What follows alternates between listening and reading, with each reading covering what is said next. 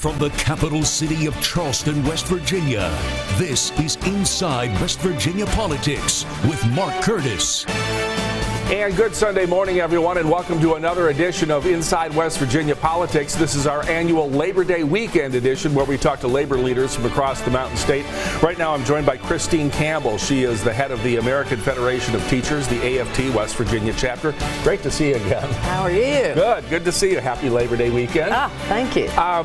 Boy, the biggest story in West Virginia this year has to be the teacher strike and the resulting pay raise. Talk about that. Looking back to February and March when all this was going on, bring it forward. Well, we've been reflecting on it a lot because we've been asked to come and talk to other groups across the country. So there is a lot of excitement.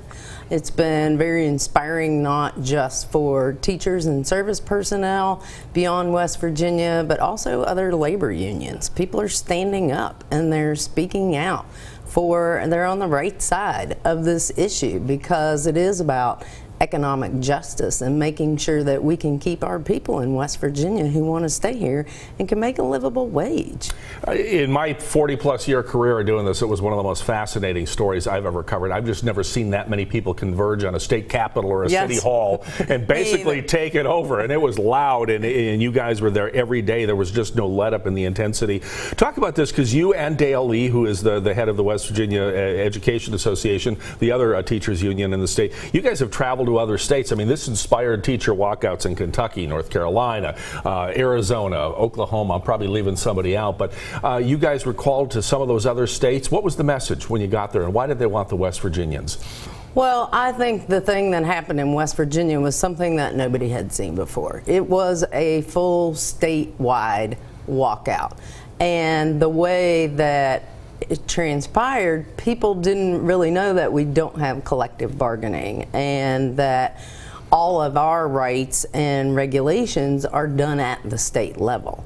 So it was inspiring to them, and what they wanted to talk about was how we did it, and now what are we doing beyond that, because we have elections coming up in November, and there are people who met with their representatives and felt like they were being heard, and people they met with, they felt like they weren't being heard. So I think they are going to be taking that to the ballot box in November. And there were other issues beyond the school personnel, service personnel, teachers. Everybody got a 5% pay raise across the board, state employees. And then the other issue was seniority, and that got resolved, and a few other things. But the big one that's still out there is PEIA. This task force is still meeting. They're trying to craft a permanent solution to PEIA. First of all, just in a nutshell, remind our viewers what the PEA problem is. Well, the Public Employees Insurance Agency is our statewide health insurance provider, and they're just the fiscal agent for the money that is allocated from the state. Now, the employees pay 20% of their health insurance, and the employer pays 80%.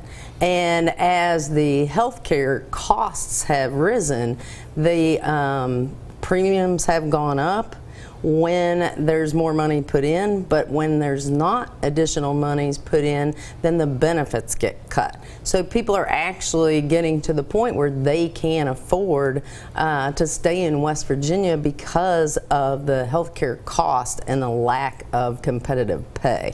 We were losing teachers to bordering states for higher pay and better benefits. Do you think this is going to stop that, or at least slow it down? And I know we had several hundred vacancies last year. Are some of those getting filled, or where are we at? We had over 727 vacancies last year. Now, that doesn't mean there's not a teacher in the classroom. What that means is that people aren't certified. We have students going to school all through high school without a certified math teacher. We also have teachers and service personnel that are working at fast food restaurants on the weekends to make ends meet. This is just unacceptable.